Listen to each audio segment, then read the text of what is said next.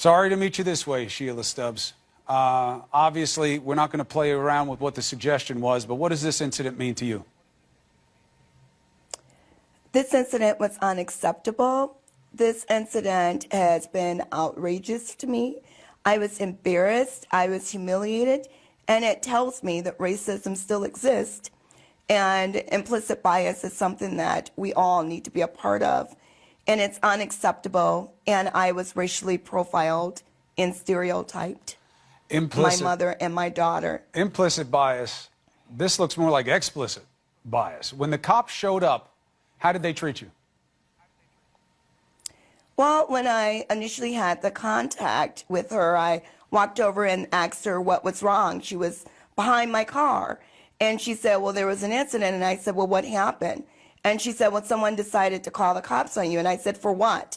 And she said, because they think you're a drug dealer. And I said, a drug dealer? Really? They think I'm a drug dealer? What have I done? What does a drug dealer look like? And she said, well, why are you here? So I pointed to my name tag and I said, I'm a candidate running for state assembly. My name is Shelia Stubbs. And then I went along to show her my campaign lit. And I said, see, here's my photo. That's me. And then she said, you're knocking on doors in the neighborhood. How do you know what doors to knock on? And I said, because I have a walk list. And she said, can I see it? And I said, yes, you can see it. And I showed it to her. And then she said, oh, I'm really sorry that this happened to you. And my 8-year-old daughter was in the back seat. She looked at me and she said, Mommy, why don't they believe us? Why don't we belong here? And I said to my daughter, we belong wherever we choose to go. Did you believe the officer handled it the right way? I had some concerns with the officer's approach because I felt I needed to show her 3 different ways. Validation, it certainly could have been worse. But again, I think that I should not have had to prove why I was there. What if I didn't have a walk list? I was a candidate. Did you ever find out who made the phone call? No, it was not available for me.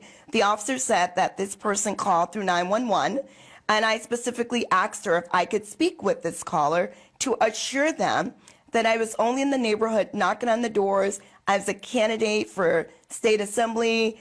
I was 1 week out from my election, have been getting literature out to candidates for many months and knocked on thousands of doors. And she said, I'm sorry, I'll have to go through dispatch and I will relay your message to them. I said, they owe me an apology. My husband's a pastor.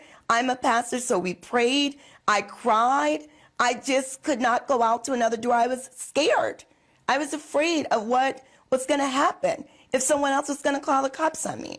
So I needed to get myself together. So our team, Team Stubbs, decided to pull me away for doors for 24 hours. What did your mom tell you about it? My mom said when the officer came up, she said, why are you here? And my mom said she should have greeted her. And my mom said, I can go where I want to. So my mom did not have a great encounter herself with the officer. And my mom told the officer, we were on the street because I'm running for state assembly. But we felt as if, though, the officer did not believe us.